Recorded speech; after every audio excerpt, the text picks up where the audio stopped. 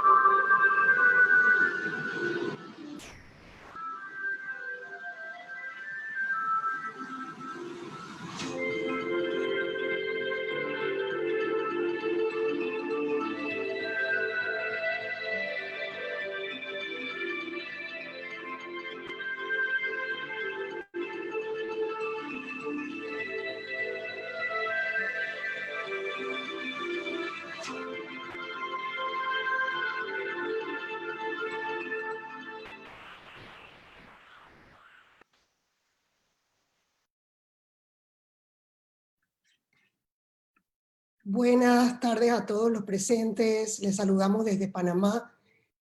Para comenzar, les cuento un poquito sobre nuestra fundación.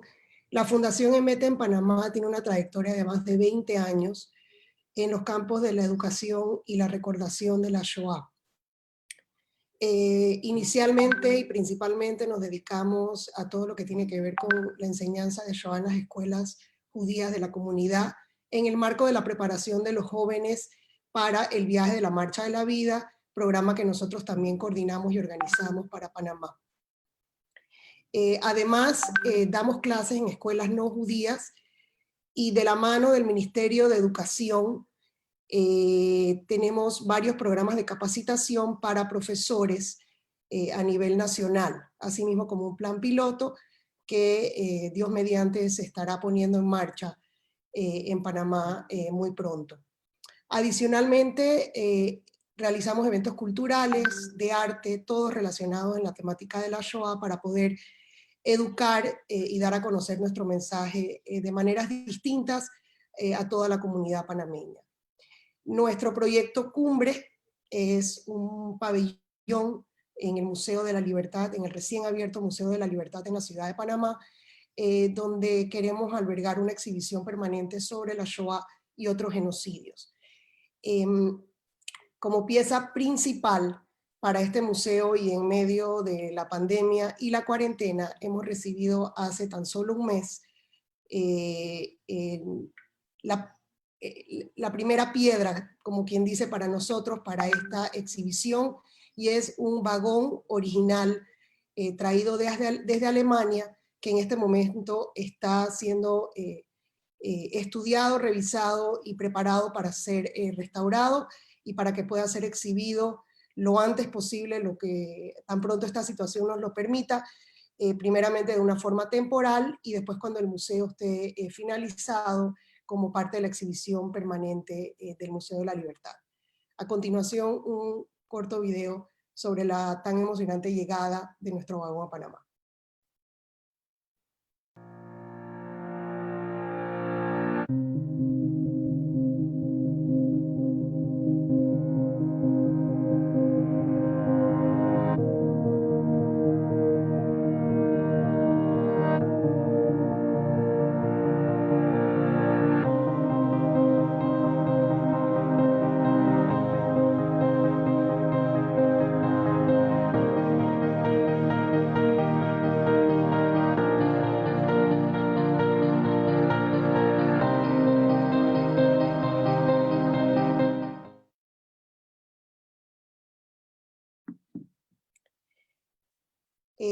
Ahora les hablo un poquitito sobre la clase de hoy. El título de la clase es Panamá, historias de un refugio desconocido. Y pues les comparto que esta clase es producto de una investigación que todavía está en curso sobre la historia de la llegada y de la comunidad ashkenazí en Panamá.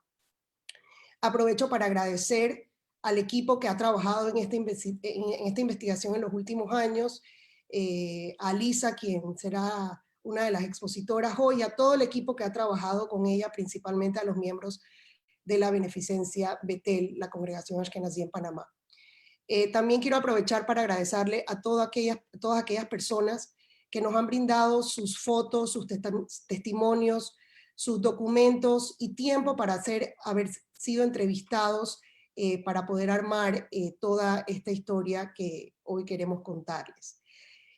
Quisiera invitar a todo el que nos escuche, que todavía no ha dado su testimonio o tiene alguna historia interesante que nos pueda contar, a que se acerque a nosotros próximamente para poder incluir su historia en la investigación. Esta investigación es una investigación muy nueva, muy reciente, que ni siquiera los panameños conocemos. La historia, podemos haber conocido la historia de un familiar específico, de una persona específica, pero no de la manera tan organizada como la vamos a presentar hoy, y todos ustedes pues van a recibir esta primera clase de la mano de nosotros. Esta investigación ha sido bastante extensa y por temas de tiempo, hoy se han escogido algunos casos y algunos temas más importantes. Lastimosamente no se pudo incluir pues toda la temática que se ha encontrado. A continuación, les presento a nuestros expositores del día de hoy. Primeramente tendremos al Magister Demóstenes Díaz, historiador y profesor del Ministerio de Educación y ex becario de los cursos para educadores de Yad Vashem en Israel. El profesor Demóstenes va a hablar sobre la situación geopolítica de Panamá antes y durante la Segunda Guerra Mundial. La licenciada Alisa Salzer de Lieberman, miembro del NGC Council del USC Shoah Foundation e investigadora de Shoah para la Fundación Emet y la Beneficencia Israelita Betel, quien nos hablará sobre la llegada de los refugiados antes de la guerra a Panamá y la situación de la comunidad en ese momento. Y la licenciada Valerie Betesh de Antevi, coordinadora educativa de la Fundación Emet, quien nos contará un poquito lo que estaba pasando cuando ya la guerra había comenzado y cómo se fundó la comunidad ashkenazí en Panamá. Antes de comenzar, les comento que cualquier pregunta que tengan la pueden formular en el espacio de chat, la pueden dirigir a la cuenta Fundación Emet, y a través de esa cuenta también van a estar recibiendo algunas cápsulas a lo largo de la clase que van a explicar un poquito más a profundidad algunas de las cosas que vamos a tocar en el día de hoy. Sin más, comenzamos con el profesor Demóstenes. Muy buenas tardes, querida América, querida audiencia. Es un honor compartir con ustedes esta parte de nuestra historia que nos une, que nos ayuda a recordar, pero sobre todo a no olvidar, que es el motivo principal de la educación en Shoah. Quiero agradecerles la oportunidad y en este momento voy a compartirles una pantalla de lo que humildemente hemos preparado para compartir con ustedes en esta ocasión. La ponencia de esta tarde la vamos a dividir de dos maneras. La primera, vamos a hacer un enfoque cómo Panamá puede desarrollar esa visión global y justamente los Estados Unidos adquieren un papel protagónico en esa relación con Panamá. Y en la segunda parte de nuestra historia, de nuestra ponencia, vamos a ver ese Panamá del mundo de la guerra. Entonces, comencemos con nuestra ponencia de esta tarde. Parte del legado que nos dejó esa herencia hispánica, como bien la conoce todo el sur, fue ese eje transcontinental que se estableció aquí. Nosotros, que adquirimos el sobrenombre la Garganta del Perú, por cuanto todo lo que venía y llegaba a España pasaba por nuestro territorio. De ahí entonces ese eje transcontinental que se abrió y es parte de esa gran herencia hispánica. Hay un historiador, un renombrado historiador panameño, Alfredo Castillero Calvo, que dice que el 60% de toda la riqueza de que América surtió a España pasó por Panamá. Entonces ya usted tiene una idea de esa influencia, esa importancia global que nos introdujo a un mundo globalizado antes de lo que estamos viviendo en estos tiempos. Parte de esa visión global se consolidó en el año 1855 cuando es inaugurado el primer ferrocarril transcontinental de América. El primer ferrocarril de Colombia. Espérate, ¿es la historia de Panamá o la de los hermanos colombianos? Ya les explico. Recordemos que por esos avatares Panamá estaba unido a esa gran Colombia en este momento de la historia y por esa razón también este es el primer ferrocarril de Colombia. Este ferrocarril tiene su auge precisamente por ese paso de personas por la fiebre del oro, el Gold Rush, que desarrolla California y que hace que sea un imán para atraer personas de todas partes del mundo. Entonces, es un grupo de capitalistas norteamericanos los que hacen esa inversión y nos catapultan hacia ese destino de lo que es el mundo multimodal, como le llamamos hoy en día. Mientras está sucediendo eso en el trópico panameño, es precisamente en el desierto de África cuando surge la figura del ingeniero y diplomático Ferdinand de Lesseps. Monsieur de Lesseps es el héroe que logró arrebatarle a lo que es la hegemonía británica el Egipto y logró de un solo golpe poder arrebatarle la posición geopolítica de controlar una vía que logra él construir y es con la cual une Europa con África, Europa con Asia, y así evita darle la vuelta a todo lo que es el cabo de las tormentas que le llamaban anteriormente. Ferdinand de Lesseps agiganta su imagen y es eso precisamente lo que lo hace venir a Panamá y proponer, luego del éxito en África, ¿por qué no hacerlo? Si dado que el trecho en Panamá era de apenas unos 80 kilómetros. Entonces, ¿cómo no voy a repetir esa gran hazaña? No voy a referirme en tantos detalles, ya la licenciada Dalia lo explicó perfectamente, el tiempo es nuestro enemigo. Y precisamente solamente voy a enfocarme en dos aspectos por los cuales fracasó esta empresa Gala en Panamá. Primero que todo, hoy sabemos que el vector de la mayoría de las enfermedades tropicales es el mosquito. En ese tiempo esto era totalmente desconocido. La cifra que ustedes están viendo en su pantalla es un estimado.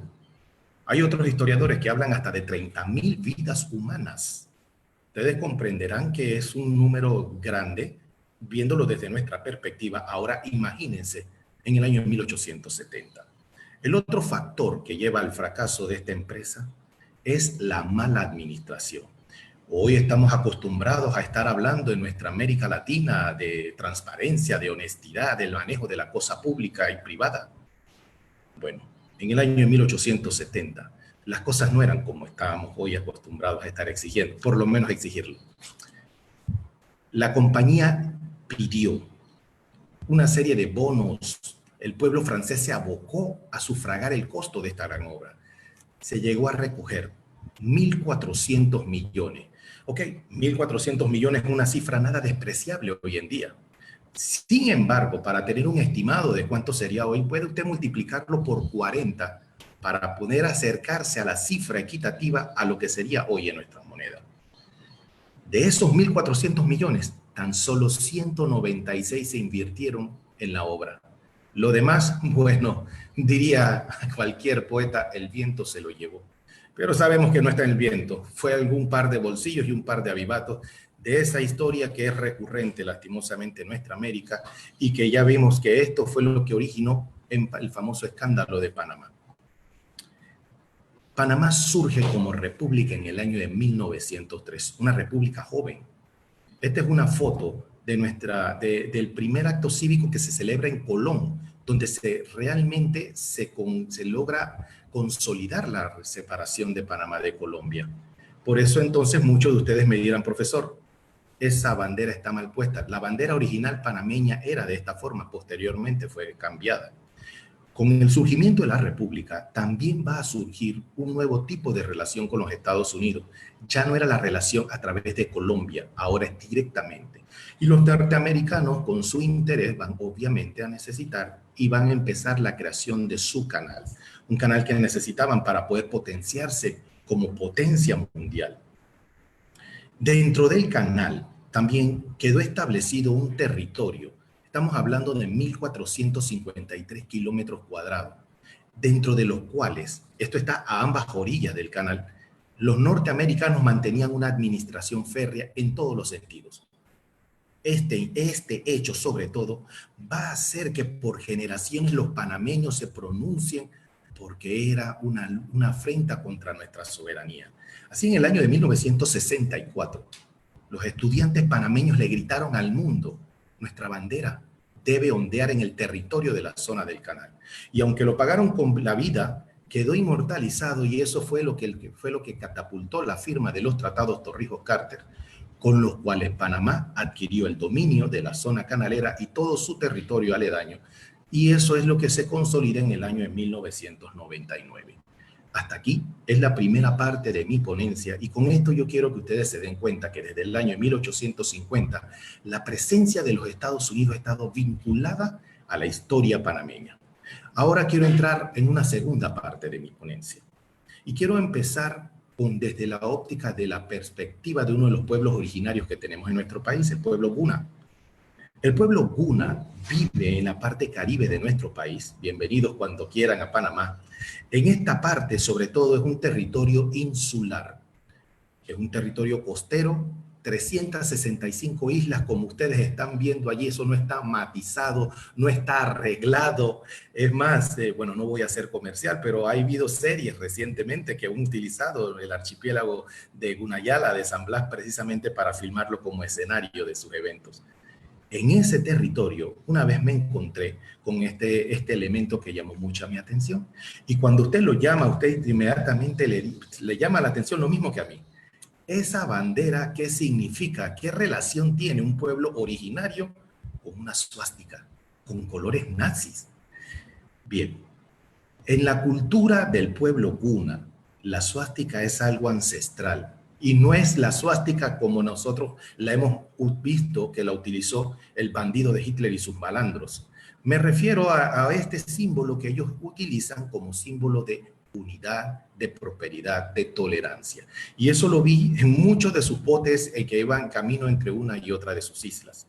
Ahora sí, eso no tiene nada que ver con lo que nosotros hemos conocido de lo que es la historia de los fascistas y los nazistas. Sin embargo, esto sí. Y esto es un elemento de la historia panameña que pocos conocen, como decía Dalia. Esta facie, de ahí viene el término fascista, que se le entregaba a los procónsules romanos como símbolo de su poder, es parte de esta insignia que utilizaba un grupo panameño. Se pueden dar cuenta que la traducción en latín: la verdad impera en el mundo panameño y secreto. Porque era una organización secreta conformada sobre todo por personas que venían estudiadas, profesionales en su gran mayoría, y que cuando llegaban al país querían ocupar sus puestos para los cuales se prepararon, pero estaban vedados y reservados para funcionarios que venían de los Estados Unidos. Entonces ustedes entenderán que este grupo de profesionales va a asumir el nacionalismo como uno de los pilares de su identidad. Y obviamente, como la mayoría de los gobiernos estaban oscilando con esa política amiga hacia los Estados Unidos, entonces ellos no eran bien vistos. Entre uno de esos jóvenes, quiero destacar al señor Arnulfo Arias Madrid. Estudió medicina y se fue a especializar en los Estados Unidos, específicamente en la Universidad de Harvard. Este es un detalle que me parece notorio para contarles. El doctor Arias no sabía hablar inglés cuando partió hacia Harvard. Usted me dirá que fue a hacer el ridículo. Pues no. Este hombre no solamente obtuvo el doctorado, sino el dominio de la lengua. Y después de allí se fue a especializar en la Universidad de Chicago. Y pueden buscar en los anales de Harvard que después de la presencia del doctor Arias, es hasta la década del 60 cuando otro latinoamericano estudia allí. Entonces, realmente el hombre académicamente te da un perfil de una persona bastante capaz. El doctor Arias forma parte del movimiento, y este movimiento toma protagonismo político cuando en el año 31 hace el primer golpe de Estado de nuestra República. Nosotros, esta América Latina, estamos lastimosamente mal acostumbrados a asociar el golpe de Estado con fuerzas militares. Sin embargo, el golpe de Estado que se desarrolla en el 31 es netamente organizado, ejecutado por civiles, entre los cuales estaba don Arnulfo Arias Madrid. Arnulfo Arias Madrid no puede ocupar un papel protagónico una vez se instauran en el poder los miembros de Acción Comunal, aparte de que hubo bastantes distensiones políticas. El puesto que le reservan para él es de embajador plenipotenciario de Panamá ante el centro de Europa. Y eso le permite conocer la Europa de la preguerra. Visita cada uno de esos países presentando sus credenciales y también absorbiendo parte de lo que es la cultura y política. De ahí entonces que cultiva esa relación con líderes bastante controversiales, y entre ellos también conoce al señor Hitler y toda su banda de malandros. Para que ustedes vean la influencia que tiene el señor Arias siendo solo embajador, pero ya se estaba, ustedes saben cómo es esto de la política, ya se estaba manejando la idea de que iba a ser el Delfín, el candidato presidencial del oficialismo. Presiona al gobierno para que una vez instaurada lo que fue la contienda bélica, Panamá se declara neutral ante la guerra. Cuando todos los países tienen una posición decisiva, Panamá decide dar un paso atrás y se declara neutral. Recuerden, o sea, yo quiero que vayamos bien dibujando una semblanza. Bien, cuando llega, se pone inmediatamente al contacto de la política panameña y se lanza al ruedo como el candidato oficialista. La oposición abandera una figura internacional también, el doctor Ricardo J. Alfaro, uno de los prohombres de Panamá, que precisamente trabajó en lo que fue la Constitución de los Derechos Humanos, en la Liga de Naciones y después en la Sociedad de las Naciones Unidas, para que tengan una idea del perfil del doctor Ricardo J. Alfaro. Una persona que se pensaba que podía hacerle el contrapeso político al doctor Arias. Sin embargo, el doctor Arias, a pesar de tener el apoyo del oficialismo, miren, cuentan los diarios que en cada momento que el presidente en turno iba a inaugurar una obra, al lado estaba el candidato. Aparte de eso, dictaminó una ley en la que un porcentaje del salario del empleado público fuera para sufragar los gastos de campaña. Y no conforme con eso, se crea una fuerza paramilitar para forzar, para amedrentar a todo aquel que pensara diferente. Aquí les traigo un extracto de uno de los discursos pronunciados en esa época. Si usted después quiere hacer un estudio más histórico, más profundo, yo le invito a que compare las notas de estas pequeñas frases que saqué de allí, dentro del discurso, y las compare con cualquiera de los discursos pronunciados en Baviera por el señor Hitler, y va a encontrar una similitud peligrosa. Este es el embajador de los Estados Unidos en Panamá. El señor Dawson le escribe al presidente Roosevelt sobre las características personales, psicológicas y políticas que consideraban peligrosas para los Estados Unidos. Estados Unidos tiene en medio de toda esta campaña, Panamá es el paso por donde va a pasar sus naves. Todavía Estados Unidos no tiene definida una clara política hacia lo que es la guerra, pero definitivamente es un punto estratégico y esta es la posición que tiene el embajador. Bueno, esto no es un secreto a voces, el señor Arnulfo Arias gana las elecciones y las gana porque don Ricardo J. Alfaro se retira. Bueno, imagínense, después de todo lo que le he comentado, ¿quién participaría? Entonces, temiendo por su vida, se retira el doctor Ricardo J. Alfaro y va a los Estados Unidos precisamente a notificar todas las irregularidades que había en Panamá. Asume entonces el presidente Arnulfo Arias Madrid su primera presidencia. Es controversial. En cada evento donde iba, no faltaba la indumentaria típica panameña. Y usted me dirá, bueno, claro, es parte de la idiosincrasia. Sí, señor, no lo dudo. Pero hay momentos para cada cosa, y usted lo sabe muy bien, y la formalidad no le va a restar. Y había momentos en que inclusive estaba el embajador Dawson frente a él, y él le decía, por favor, dígale al señor Dawson que me hable en español. No comprendo sus palabras. ¿Cómo una persona egresada de Harvard, egresado de Chicago University, va a decir que no habla inglés? sea, conocíamos al doctor, pero esta era parte de todo este teatro en el que el panameñismo exigía ese nacionalismo extremo en que el presidente Arias estaba manifestando. Entonces, es un periodo convulsionado de la política panameña en el que enaltece todo lo que es la nacionalidad.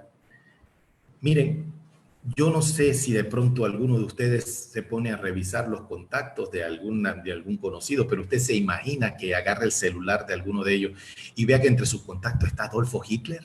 ¿Usted se imagina lo que usted pensaría de esa persona? Es más, lo que pensaría de usted, ay, ahora que se enteraron que yo sé quién es tu contacto, mi vida corre peligro. Imagínense, esta es la carta que don Arnulfo Arias le escribe a Adolfo Hitler, agradeciéndole su apoyo durante la campaña. Entonces, ya yo creo que usted tiene un definida, mi intención es simplemente mostrar hechos. Parte de su trabajo nacionalista lo llevó a la construcción de una nueva constitución política en la que cambia las reglas del juego. Ya el presidente no va a ser de 4 años, ahora será de 6 años. Y como parte de esa constitución vamos a eliminar ciertas razas y declararlas prohibidas. Sí, sí, así como se lo estoy diciendo. Ya esto no es nada nuevo, no es espontáneo. En historia no hay nada espontáneo. Define como razas prohibidas a los negros que no hablan español, a los chinos y a los sirios. Y prohíbe que estas personas ingresen al país. Y todavía va más allá y en el artículo 12 prácticamente le quitan la nacionalidad a cualquier persona que descienda directamente de ellos. No conforme con todo esto, pone una ley en la que le quita todo el negocio al por menor que no sea practicado por un panameño de nacimiento. Usted comprenderá que en el tiempo de la guerra, mucho inmigrante, y Panamá es producto de tanto apoyo del inmigrante. Y en ese momento de la historia, él, de un solo manotazo, le quita el pan, el sustento y la estabilidad a cientos de familias.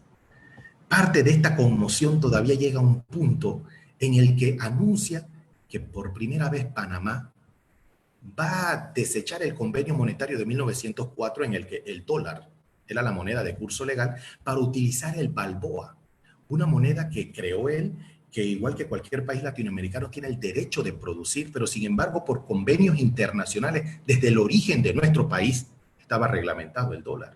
Entonces, lo quita y en medio de todo este caos de que la nueva moneda va a costar más, de que lo que tú tenías en el banco ya no es lo mismo porque el cambio de moneda es otro, en medio de todo esto surge entonces el golpe de Estado. Un golpe de Estado que termina precisamente con el gobierno del señor Arias y en este momento cuando se empiezan a seguir las pesquisas de esto, se encuentra propaganda nazi en uno de los tantos lugares políticos que él acostumbraba a asistir. Este es parte de los recortes de periódicos de la época. Quiero que sepan que no sé si salen las noticias de Panamá hoy en día en la Deutsche Welle, pero este golpe de Estado salió en las noticias de los periódicos de Alemania y de Italia. Y todavía usted me pregunta que no hay vinculación. Entonces, para que usted se dé cuenta de cómo existía una relación, no en vano, don Ricardo J. Alfaro decía, no puedo ganarle al Führer criollo, que era el sobrenombre que él estaba diciendo. La política de Panamá en la guerra es una política ambigua. Por una parte declaramos la neutralidad, como se dieron cuenta. Cuando el presidente Arias llega al poder, inmediatamente alaba las bondades de la política del buen vecino que establece el presidente Roosevelt, habla del panamericanismo que el presidente Roosevelt está lanzando y lo promueve, pero sin embargo se niega a la petición de Estados Unidos de que Panamá participe artillando todas las naves de guerra que tenía y que participaban. Entonces todo esto hace que realmente se enrarezca el ambiente y hayan rumores de invasiones alemanas a Panamá y que los alemanes iban a poder acercarse y posteriormente, después del ataque de Pearl Harbor, nosotros también está el rumor de que nos convertiríamos en otro punto de ese ataque. Mi intención no es cultivar la historia para polarizarnos políticamente. Arnulfo Arias es un referente histórico innegable en la historia de mi país, eso es una realidad. Pero como maestro de historia, yo estoy comprometido a nunca olvidar.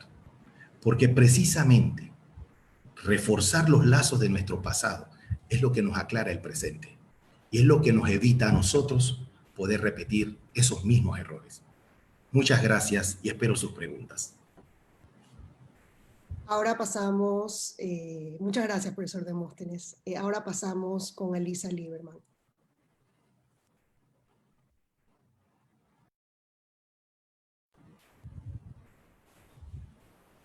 Muchas gracias, Dalia.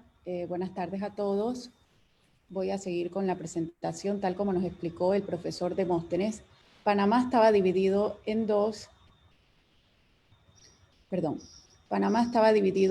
por la zona del canal bajo el dominio de los americanos. En la ciudad de Colón estaba el puerto de Cristóbal y en la ciudad de Panamá el puerto de Balboa. Igualmente, la comunidad judía que se encontraba en Panamá antes de la guerra estaba mayormente en la ciudad de Colón y en la ciudad de Panamá, pero fuera del dominio de la zona del canal.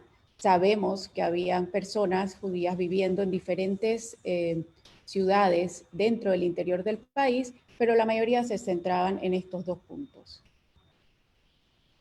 Sabemos que los primeros judíos que llegan a Panamá para la construcción del ferrocarril en 1850 son judíos provenientes de las islas del Caribe, judíos hispano-portugueses, que en 1876 forman la congregación Kol Sherit en Panamá. Posteriormente, en 1913, forman la congregación Kahal Kadosh Yaakov en Colón. La segunda ola de emigrantes judíos que llegan al territorio panameño vienen del Medio Oriente y empiezan a llegar a principios del siglo XX para la construcción del canal. En 1920 fundan Agudat Haim en Colón y en 1933 Shevet Ahim en Panamá. No sabemos exactamente cuándo empiezan a llegar los primeros judíos del centro y del este de Europa, pero sabemos que para 1936 ya contaban con el Centro Israelita Cultural en Colón y en 1938 habían 75 familias viviendo en la ciudad de Panamá. Les pido que se recuerden de este número, que es el total de la población judía que había en Panamá en 1938, ya que en pocos meses va a cambiar drásticamente. Gracias a las políticas antijudías y el boicot nazi, en 1933 llegan a Panamá profesores universitarios procedentes de Alemania. Ellos habían sido invitados por el rector de la universidad, el doctor Octavio Méndez Pereira, y por el presidente en ese entonces, el doctor Armodio Arias, hermano del ya mencionado por el profesor Demóstenes, Arnulfo Arias. Estos profesores participaron en la organización de la Universidad Nacional de Panamá, que había sido inaugurada en 1935. También ocuparon funciones de directores en varias de las cátedras dentro de la universidad. Ahora quiero pasar a contarles sobre dos protagonistas que nos van a acompañar a lo largo de la presentación. Haskell Rotter, un inmigrante que llega a Panamá a principios de los años 30, y el rabino Nathan Whitkin, que va a ocupar el cargo de rabino dentro de la zona del canal.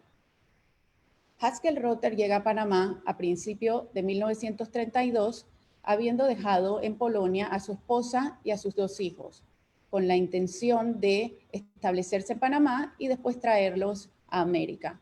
Él había llegado junto a su hermano de barco, Moisés Baitel, y los dos, siendo bastante hábiles, logran conseguir la concesión para reparar las botas del ejército americano.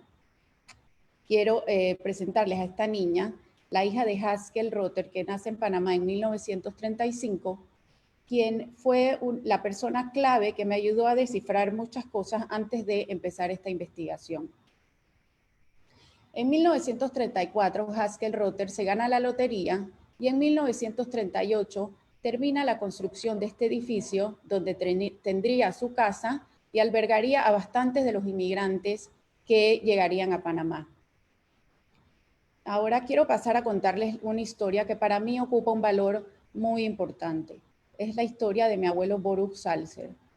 Él, al igual que Haskell Rotter, parte de Polonia dejando a su esposa y a su hijo que acababa de hacer bar mitzvah para buscar nuevas oportunidades en América. en su travesía a través del Atlántico, estalla la guerra y él no logra sacar a su familia a tiempo de Europa. En la Shoah pierde a su hijo, a su esposa, a sus hermanos y a sus padres. Pero retomando de nuevo la conexión que hice con la hija de Haskell Rotter hace aproximadamente 2 años, pude entender, como les había dicho, varias cosas de la historia de mi abuelo que para mí eran un enigma. Les quiero mostrar que él había vivido en el edificio que construyó Haskell y también, gracias a Jenny, pude entender por qué mi abuelo trabajaba dentro de la zona del canal como zapatero en el fuerte de Amador. Volviendo a Haskell y a Moisés Baitel, se calcula que entre los dos lograron salvar a 130 personas antes de la guerra, con la plata que lograban hacer en sus talleres de reparación.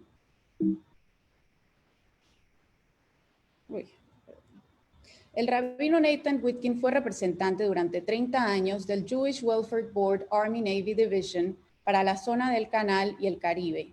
Para que tengan una idea, el 10% de los soldados del ejército americano antes de la guerra eran judíos y estaban repartidos entre las bases de Hawái, Filipinas, dentro de Estados Unidos, en el Caribe y sobre todo en Panamá.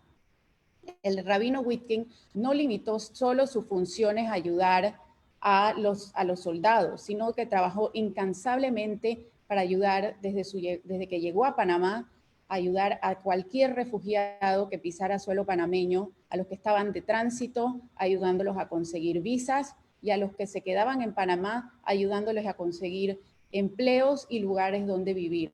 El rabino Witkin también formó un nexo muy importante entre las 3 comunidades que ya estaban establecidas en Panamá. Para cualquier persona que quería emigrar a Panamá entre 1937 y 1939, tenía que adquirir una visa que tenía un valor entre 150 y 170 dólares. El Estado panameño retenía ese dinero por si había algún problema con este inmigrante, y después de un año esta persona podía aplicar a la cédula o el carnet de identidad y permanecer como residente permanente en Panamá. También sabemos que habían varias personas que tenían familiares en Panamá y que usaron esas conexiones para poder entrar al país. Ahora les quiero hablar un poquito de la travesía que hacían los inmigrantes hasta llegar a Panamá y por qué Panamá era un punto de convergencia muy importante. Los inmigrantes salían de los diferentes puertos de Europa, cruzaban el Atlántico y llegaban a Panamá. Aquí desembarcaban los barcos y se montaban en barcos más pequeños que los llevarían a los diferentes destinos en América del Sur y en América del Norte. También cruzaban el canal e igualmente iban a través del Océano Pacífico a América del Sur y también a América del Norte. Pero para que tuvieran una idea de el punto de convergencia que fue Panamá y que era durante esos días y el paso de personas diario que ocurría en los diferentes puertos de Panamá. Para octubre de 1939, el Departamento Consular de Estados Unidos estimaba que en el país habían entre 800 y 900 refugiados. También sabían que 500 de estas personas ya habían aplicado para sacar visas hacia los Estados Unidos. Según la comunidad, habían entre 1,000 y 1,200 refugiados en Panamá. Si se acuerdan el número que les pedí que se acordara en el segundo slide, la cantidad de personas dentro de la comunidad judía en 1938 en Panamá era de 1,100 personas. Miren cómo en pocos meses ese número se dobla. Siendo Panamá un país muy pequeño, el impacto que eso iba a tener dentro de la sociedad iba a ser muy grande. Estos inmigrantes también se encontraban con restricciones para poder obtener trabajo en Panamá. 75 de los trabajadores, según la ley, debían ser panameños en cualquier negocio. Estaba prohibido ser vendedor ambulante, cosa que se permitía en otros países y era una forma informal para los refugiados para poder ganarse la vida. como Panamá era pequeño, no habían suficientes negocios para darle trabajo a todos estos refugiados, y los extranjeros también debían portar una cédula para poder trabajar en cualquier negocio panameño. También quiero contarles que hasta 1939, la zona del canal admitía personas que no tuvieran cédula panameña para poder darles trabajo.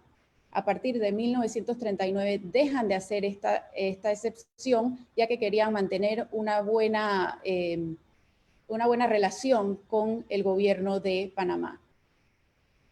A pesar de estas restricciones, hubieron ciertos inmigrantes que pudieron empezar sus propios negocios, algunos con la ayuda del Hebrew Benevolent Society y del American Jewish Joint Distribution Committee, mejor conocido como el Joint.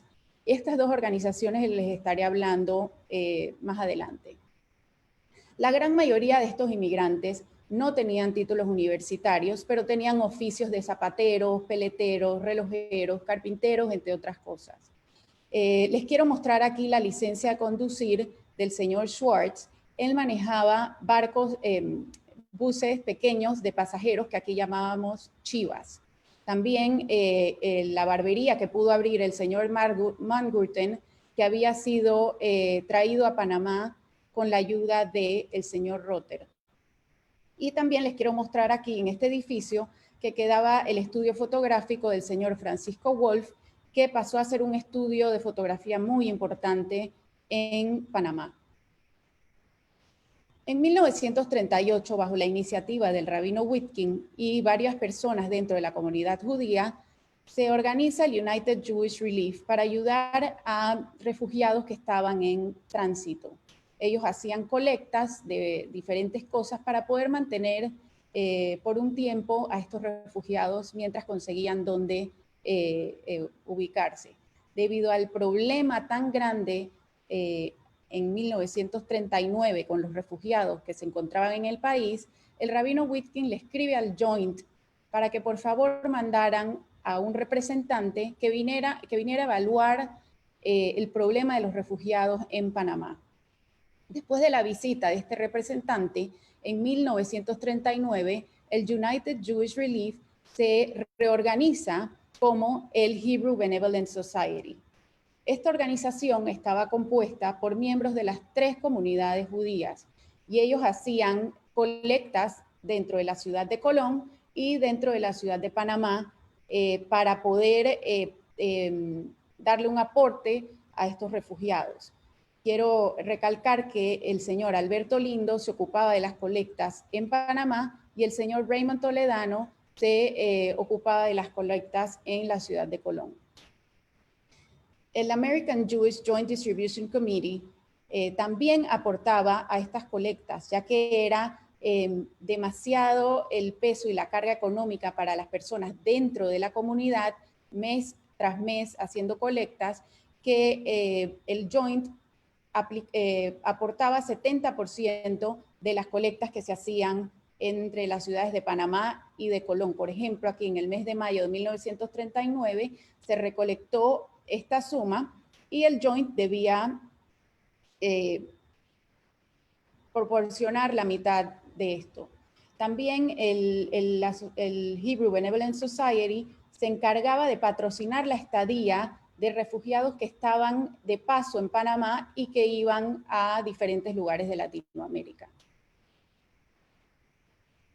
Debido al gran flujo de refugiados en Panamá, el Hebrew Benevolent Society establece 3 viviendas a las afueras de la ciudad de Panamá, conocidas como El Sitio. Estos sitios se encontraban en Juan Díaz, Amado Chorrera. Como pueden ver en las fotos, las personas que se quedaban en estas casas eran de diferentes edades, inclusive tenemos niños, bebés recién nacidos. El Hebrew Benevolent Society se encargaba de la alimentación completa de estos refugiados, de darles insumos médicos y de cubrir cualquier gasto que tuvieran estas personas. También se mandaban a los niños a escuelas públicas. Para que tengan una idea, en estas casonas o frame houses que ellos llamaban, se albergaban entre 20 y 22 personas. Y el promedio de dinero que se hacía con las colectas era de $4 semanales por persona. O sea que ellos con poquita plata con poquita plata podían hacer muchísimo con la cantidad de refugiados que había. Quiero hablarles aquí de esta pareja, el señor Munio y la señora Gerta Stern. Son las únicas personas que conocemos que estuvieron en el sitio. Ellos vivieron en Panamá por el resto de sus vidas y por suerte sabemos de su historia, pero lastimosamente no tenemos conocimiento de qué pasó con el resto de las personas que estuvieron en estos refugios. Como ya les expliqué, Panamá, siendo un lugar tan pequeño, sobre todo en la ciudad de Colón, donde llegaban los refugiados al puerto de Cristóbal, se empezó a sentir molestias dentro de los ciudadanos. En la ciudad de Colón se quejaban de que los inmigrantes deambulaban por la ciudad, se reunían, hablaban en un idioma raro, pasaban por las tiendas pidiendo ayuda, y esto realmente traía un malestar, digamos que colectivo. También estaban preocupados de que Panamá no tuviera el tamaño para poder absorber a la cantidad de refugiados que llegaban al mismo tiempo. También ocurría que habían muchos de estos refugiados que tenían papeles de entradas a otros países en Latinoamérica y estos países no los aceptaban y ellos caían de nuevo al canal. Debido a esto, el gobierno de Panamá en 1939 decide que solamente emitiría visas de agricultura para que los refugiados no compitieran con los comercios locales. Es por eso que el Joint mandó a traer a un especialista desde New Jersey para que evaluara diferentes fincas en el interior del país con la idea de establecer colonias agrícolas. Lastimosamente, este proyecto no se pudo llevar a cabo porque la inversión para llevar a cabo el proyecto era demasiado alta y no era una solución a corto plazo para el problema de los refugiados. Ahora les quiero hablar de nuestro St. Louis panameño. El 27 de mayo de 1939 llega a Cuba el SS Orduña, el mismo día que llega el SS St. Louis a Cuba. Este era un barco de carga y llega con 120 refugiados judíos de Alemania, Austria y Checoslovaquia. Las autoridades cubanas solo dejan bajar a 48 pasajeros. De los 72 pasajeros restantes, 68 ya habían aplicado para las visas, para sacar visa para emigrar a Estados Unidos. Estos inmigrantes le escriben al presidente Roosevelt pidiendo que por favor los deje entrar a Estados Unidos. Debido a que no reciben respuesta del presidente Roosevelt, el capitán del barco les ofrece que sigan con él la travesía, ya que tenía que hacer diferentes paradas en América del Sur y que vieran qué pasaba en el camino. Pasan el canal y cuando están pasando en el canal en Balboa, el rabino Witkin se monta al barco, habla con los refugiados y les dice que vería qué podrían hacer. Después de eso se dirigen a Colombia, Ecuador y Perú. En Perú se bajan 4 refugiados y el capitán del Orduña contacta al rabino Witkin, que con ayuda del Joint y de la naviera consiguen transbordar a estos pasajeros a el SS Órbita, que navegaba desde Perú hacia Europa. Una vez que llegaron de nuevo al canal, al puerto de Balboa, el rabino Witkin convence a las autoridades de la zona del canal para que dejen desembarcar a estos refugiados en la estación de cuarentena de Balboa. Ellos permanecieron en esa estación hasta 1940, pagando el monto de $1.50 por persona por día. Si sumamos todos los días hasta del tiempo que se quedaron ahí, era mucho dinero. Y todo este dinero lo absorbió el Joint, ya que la mayoría de los refugiados que llegaron no tenían el dinero suficiente para pagar esto porque tampoco podían trabajar y no tenían cómo ganar ese dinero. Después, con ayuda del rabino Witkin, 7 de estos refugiados consiguen trasladarse a Chile, consiguen visa para Chile, y el resto, en septiembre de 1940, logra emigrar a Estados Unidos junto a otros inmigrantes que también estaban en la estación de cuarentena de Balboa, a bordo del American Legion, un barco del ejército americano que estaba rumbo a Estados Unidos. Ahora regreso a mis protagonistas iniciales, Haskell Rotter y el rabino Nathan Witkin. Ellos representan de alguna manera este fragmento de la historia de los judíos que se refugiaron en Panamá. Haskell Rotter fue un inmigrante que ayudó a muchos otros a insertarse en una nueva vida lejos del hogar que les cerró las puertas. El rabino Nathan Witkin fue un hombre de fe, con funciones específicas dentro del ejército americano, que no dudó ni un instante en apoyar a sus hermanos judíos. Su gran mérito consistió en ayudar desinteresadamente a todo aquel que buscaba encontrar un poco de luz después de vivir en una profunda oscuridad.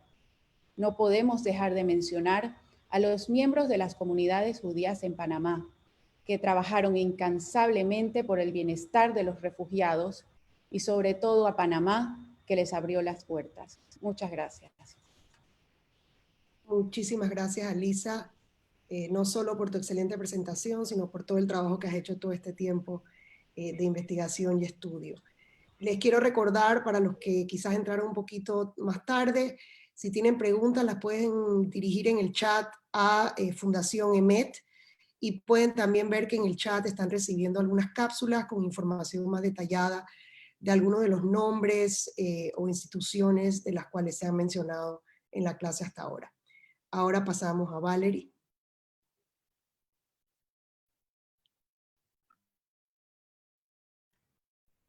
Gracias, Dalia. Yo quisiera iniciar con ustedes la presentación en el año 1941, específicamente el 7 de diciembre, que es cuando ocurre el ataque a las bases militares de Pearl Harbor en Hawái, a las bases americanas, y con esto oficialmente se da, Estados Unidos entra al conflicto de la Segunda Guerra Mundial. Ahora, ya sabemos la importancia que tenía Estados Unidos para nuestro país en Panamá, y es aquí donde el gobierno americano inmediatamente va a solicitar al gobierno panameño de la época que arreste a los ciudadanos del eje, de los países de los países de Alemania, Italia y Japón, incluso a los países incluso a algunos ciudadanos de países europeos, que los arreste porque son considerados enemigos del Estado. Y es así como los días 8, 9 y 10 de diciembre la Policía Nacional Panameña va a arrestar aquí vemos como en una noticia dice 113 alemanes e italianos en Panamá y en Colón 200. Los va a arrestar y los va a llevar a un cuartel de policía panameña de 3 a 4 días, y luego van a ser transferidos a un campo de internamiento en la zona del Canal de Panamá, administrado por los americanos. Rápidamente, a los días siguientes, los bienes de estos ciudadanos van a ser congelados por el gobierno panameño. Y dentro de este grupo que fue apresado estuvieron 250 judíos que tenían nacionalidad polaca, alemana, inclusive Alemania, inclusive checa. ¿Okay? Estos judíos van a ser arrestados, y estos arrestos va a ser, es una ironía y es muy irónico que ocurra esto, porque estos judíos van a haber salido como refugiados justamente huyendo del régimen nazi, que ahora mismo se les acusaba de colaborar solamente por haber sido ciudadanos de esos lugares. Rápidamente, el rabino Witkin, quien no estaba en Panamá en ese momento, va a regresar. Él estaba en el Caribe haciendo las giras que siempre hacía, y él va a regresar y va a tratar de intervenir ante el gobierno panameño y el gobierno americano para que suelten a estos refugiados que habían sido apresados erróneamente. los mismos prisioneros empezaron a escribir cartas a las autoridades americanas. Aquí vemos la primera carta que fue enviada en enero por Wolfgang Alexander, Leo Fuchs y Heinz Meyer. Inclusive, no sé si se fijan aquí, que tiene su número de prisionero en el campo de internamiento en la zona del Canal, en el que apelan a la democracia de la que tanto habla Estados Unidos, apelan a que ellos sean partidarios en reconocer esta injusticia y ponerlos en libertad. Inclusive dicen que muchos de ellos habían estado en campos de concentración en Alemania y que habían venido a Panamá justamente escapando de este régimen. Rápidamente algunos de ellos van a ser liberados, como es el señor Rasmil Schwartz, que aquí vemos su permiso de libertad, que fue expedido por la Policía Nacional, o sea, por el gobierno panameño y por el gobierno americano. Aquí dice claramente que en vista de que no constan los archivos que se haya dedicado a actividades sospechosas en contra de la seguridad nacional. Alrededor de 70, 80 fueron puestos en libertad durante el primer mes, y en los meses posteriores siguieron estos trabajos de tratar de sacar a la mayor cantidad de judíos posibles que habían sido apresados injustamente. Este es un documento también de la liberación de Alfred Lewy, y también a la misma vez que el gobierno panameño le da este documento, el gobierno americano le crea un salvoconducto en el que claramente se define que es un enemigo, que tiene una nacionalidad enemiga, y se le restringe un poco su movilidad dentro de la zona del Canal. O sea, no es que una vez que quedaban libres podían estar libremente, sino que tenían que seguir los patrones de los lugares donde podían estar únicamente por tener la nacionalidad en el caso de este señor en Alemania.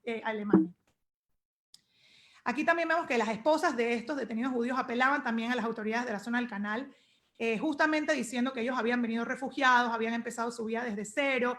Imagínense ustedes, habían dejado todo allá en Europa, habían venido, habían intentado tener algún tipo de trabajo. Sin embargo, apenas fueron arrestados, esto completamente fue parado y las esposas no tenían recursos para vivir. Aquí es donde el rabino Witkin, justo con el Jewish Benevolent Society, ayuda a que estas personas encuentren un sustento mientras que sus esposos estaban arrestados. Sin embargo, para el año 1942, en el mes de abril, Estados Unidos toma la decisión de enviar a todas las personas que estaban en el campo de internamiento a Estados Unidos, a unos campos de prisioneros de guerra. Entonces vamos a ver que en el mes de abril van a ser evacuados 519 personas, de los cuales 300 eran realmente ciudadanos europeos y los otros 200 eran familiares. Sin embargo, dentro de estas personas que eran considerados prisioneros de guerra por los americanos, van a ser enviados 19 judíos que, como vemos claramente aquí, tenían esposa, tenían hijos, y vuelvo a decir que la ironía de esto es que estos judíos justamente habían venido a Panamá y habían venido a América escapando del régimen del que se les acusaba que estaban apoyando. Ellos mandaron incansables cartas a Estados Unidos y al gobierno panameño para que los puedan liberar, y lastimosamente no fueron liberados sino hasta el final de la guerra. Estos deportados fueron a campos de prisioneros de guerra que habían muchos en Estados Unidos, pero específicamente los panameños llegaron a Texas, a Nueva Orleans y a Florida. Estos ciudadanos lastimosamente nunca más volvieron a Panamá, lo que representa una gran pérdida para la comunidad panameña. Y también les quiero decir que muchos de las personas que fueron liberadas en los primeros meses también buscaban emigrar de Panamá porque se dieron cuenta que el gobierno panameño podía apresarlos así como un poco de la nada, y entonces ellos no estaban tan tranquilos viviendo en este país, entonces decidieron muchos de ellos emigrar.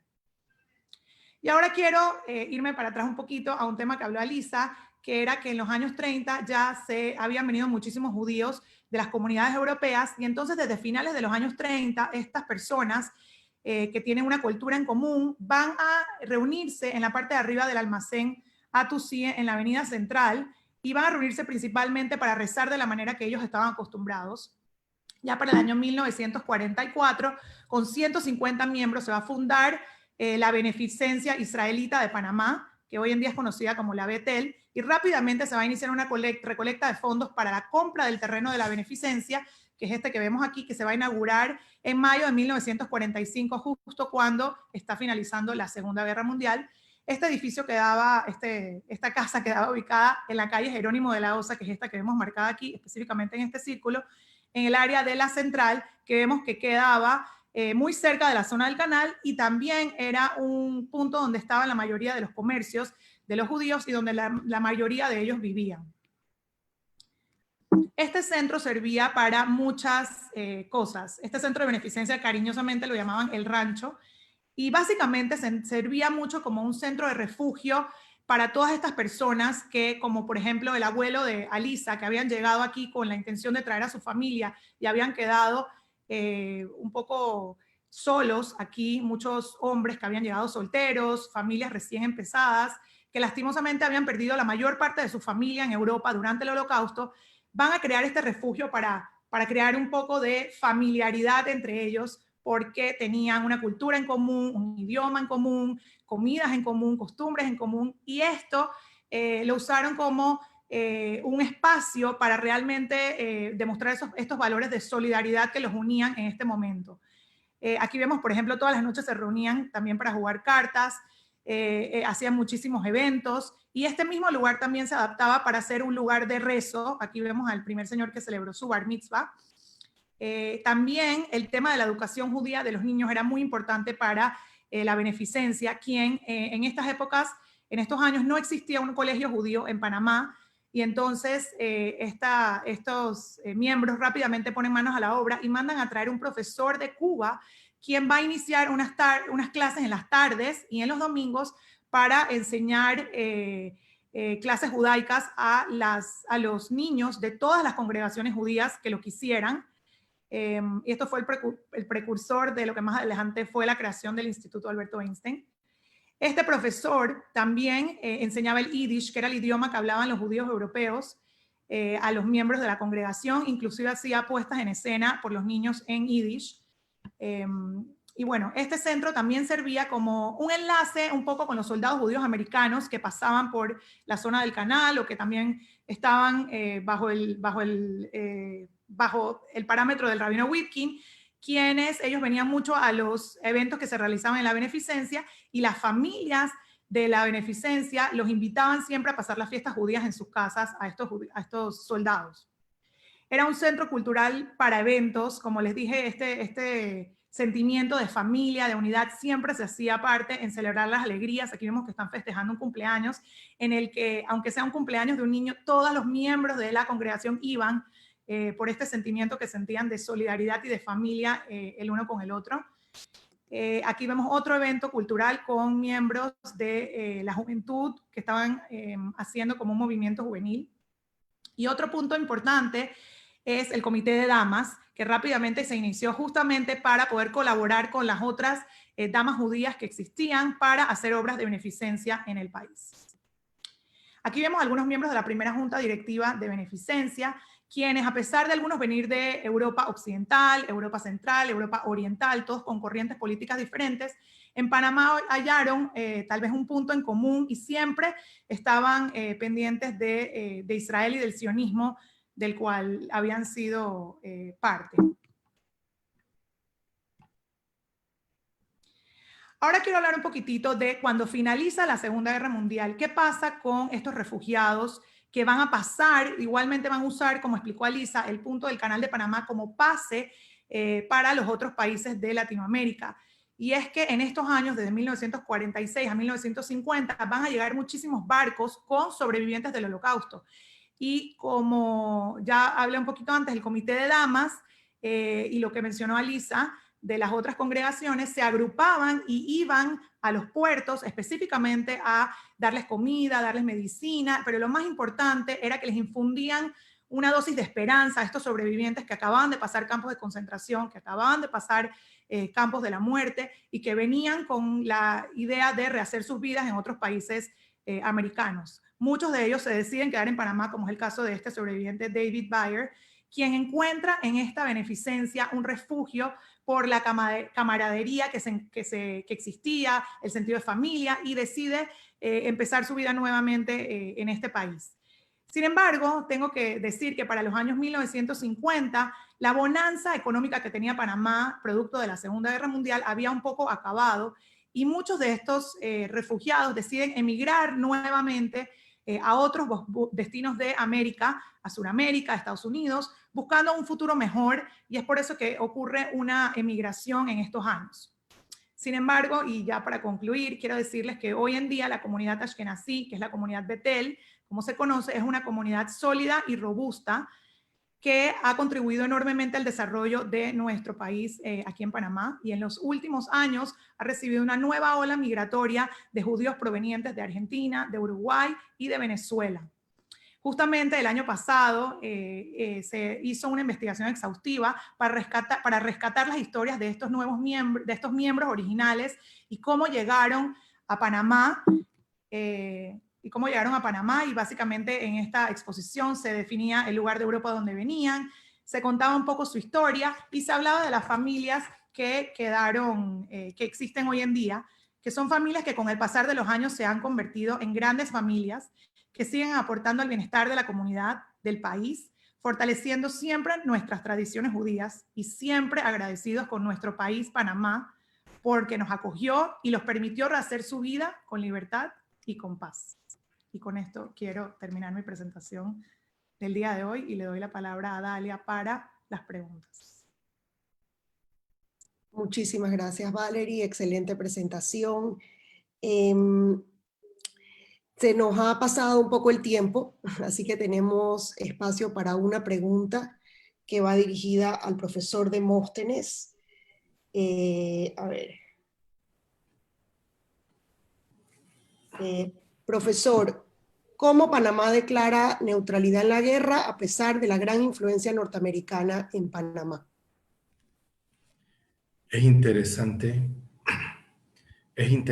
la pregunta porque nota la ambigüedad que hay entre un Panamá amigo de los Estados Unidos con presencia militar de los Estados Unidos antes, durante y después de la Segunda Guerra Mundial, que sin embargo declara neutralidad a los primeros días del conflicto. Esto es por la influencia política de los grupos que sostenían al doctor Arias y que estaban presionando ya la candidatura de él. O sea, no era un secreto a voces. Precisamente por esos acuerdos electorales, el presidente en turno, Juan Demóstenes Arosemena, es quien decide declarar la neutralidad. Durante el gobierno de Arnulfo Arias hay informaciones confusas sobre su papel y la negativa no solamente de artillar las naves, sino de participar decididamente a favor de la causa aliada. Contradictoriamente, después del golpe, Panamá automáticamente abraza la causa aliada. Es uno de los primeros países latinoamericanos en manifestar su apoyo a los Estados Unidos después de lo que comentaba Valerie, de lo del ataque a Pearl Harbor. Así que de allí entonces es ese zigzag de la política, pero que tiene su génesis en ese movimiento nacionalista que desde los años 20 viene moviéndose por toda nuestra América. O sea, yo no quiero sacar a Panamá de todo un movimiento nacional que nos sacuda por igual en todo el continente y que de seguro todos ustedes tienen referentes en sus países de origen. Espero haber contestado la pregunta de la persona que la hizo. Bueno, muchísimas gracias, profesor Demóstenes. Muchas gracias a todos los que nos acompañaron esta tarde. Les recuerdo que el próximo jueves la clase va a ser dada por nuestros compañeros en Uruguay y pues los esperamos hasta ese día. Gracias.